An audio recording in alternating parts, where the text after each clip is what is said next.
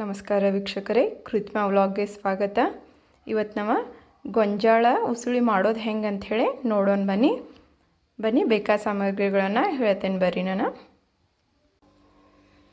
2 ಉಳ್ಳಾಗಡ್ಡಿ, ಸ್ವಲ್ಪ ಕೊತ್ತಂಬರಿ, ಆಮೇಲೆ ಟೊಮೆಟೊ ಹಣ್ಣು ಒಂದ್ರಿ, ಸಾಸ್ಮೆ, ಜೀರಿಗೆ, ಅರಿಶಿನ, ಕೆಂಪು ಖಾರ, ಉಪ್ಪು, ಆಮೇಲೆ ಗೊಂಜಾಳ ಕಾಳು ಈ ರೀತಿ ನಾನು ಹುರಿದಿಟ್ಕೊಂಡೇನ್ರಿ. ಚೆಂದಾಗೆ ಒಂದು ಸ್ವಲ್ಪ ಹುರ್ಕೋಬೇಕು ಇವನ್ನ. ನಿಮಗೆ ಬೇಕಂದ್ರೆ ಎಣ್ಣೆ ಒಳಗೆ ಹುರ್ಕೋಬೋದು. ಎಣ್ಣೆಗಿಂತ ತುಪ್ಪದಾಗ ಹುರ್ಕೊಂಡ್ರೆ ಸ್ವಲ್ಪ ರುಚಿ ಹೆಚ್ಚಾಗ್ತೈತ್ರಿ. ಈಗ ಬಾಣಲಿ ಕಾಸಕ್ಕೆ ಇಟ್ಕೊಂಡೇನ್ರಿ, ಒಗ್ಗರಣೆ ಹಾಕ್ಕೊಂಡೆ. ಈಗ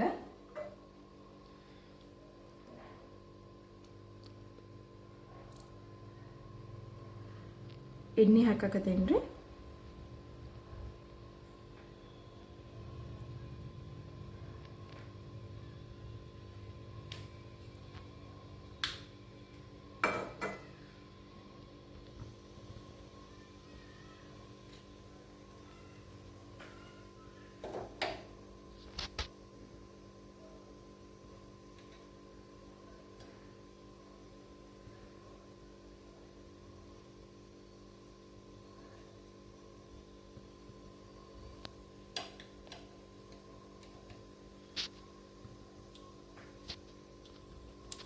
ಎಣ್ಣೆ ಕಾದೈತ್ರಿ, ಸ್ವಲ್ಪ ಸಾಸ್ಮೆ ಹಾಕೋಣ,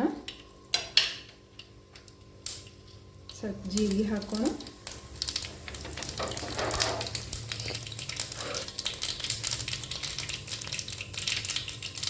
ಉಳ್ಳಾಗಡ್ಡಿ ಮತ್ತು ಟೊಮೆಟೊ ಹಾಕತ್ತೇನ್ರಿ.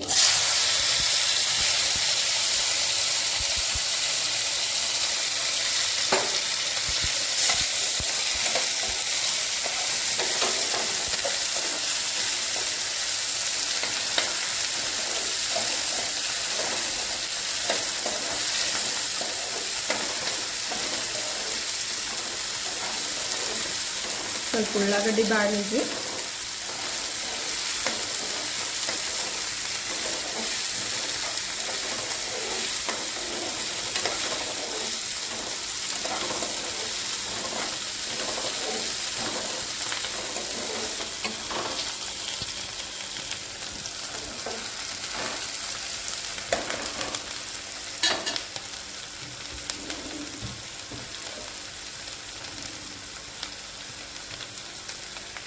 ಚೂರು ಅರಿಶಿನ ಹಾಕೇನ್ರಿ.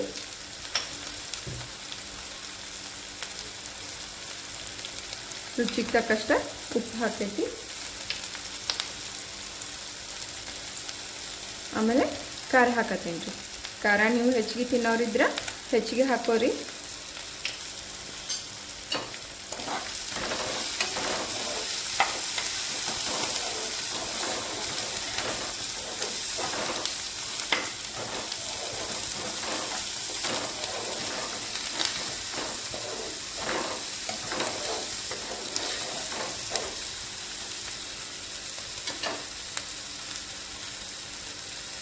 ಈಗ ಕರ್ದಂಥ ಗೊಂಜಾಳನ್ನ ಹಾಕೋಣ, ಹುರಿದಂತಾದ್ರೆ.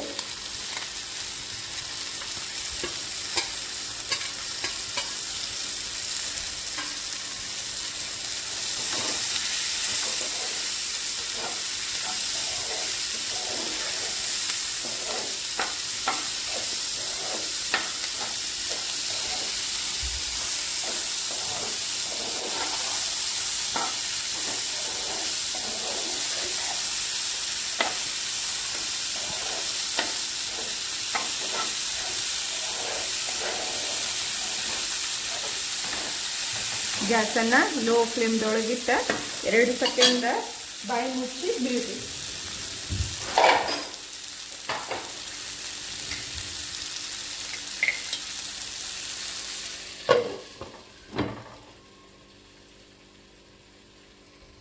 ಎರಡು ಸೆಕೆಂಡ್ ಆಗಿದೆ ರೀ. ಈಗ ಬಂದ್ ಮಾಡೋಣ.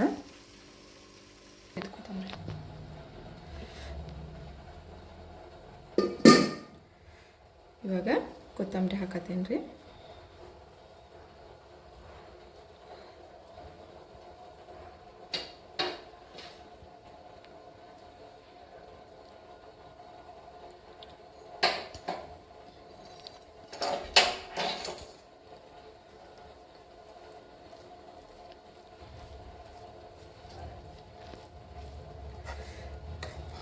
ಇವಾಗ ಗೊಂಜಾಳ ಉಸುಳಿ ರೆಡಿಯಾಗಿದೆ. ಇದನ್ನು ಚುನ್ಮರಿ ಜೊತೆ ತಿಂದ್ರೆ ಮಸ್ತ್ ಹತ್ತೈತ್ರಿ.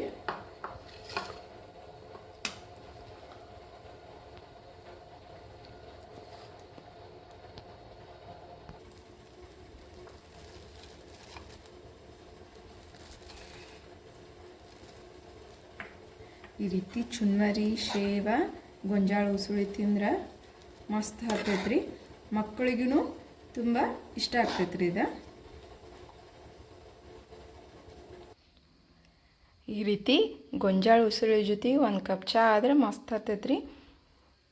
ವಿಡಿಯೋ ಇಷ್ಟವಾದ್ರೆ ಶೇರ್ ಮಾಡಿ, ಲೈಕ್ ಮಾಡಿ, ಸಬ್ಸ್ಕ್ರೈಬ್ ಮಾಡಿ, ನಿಮ್ಮ ಮನೆಯೊಳಗೆ ಮಾಡ್ಕೊಂಡು ತಿನ್ನಂಗೆ ಕಮೆಂಟ್ ಹಾಕಿರಿ.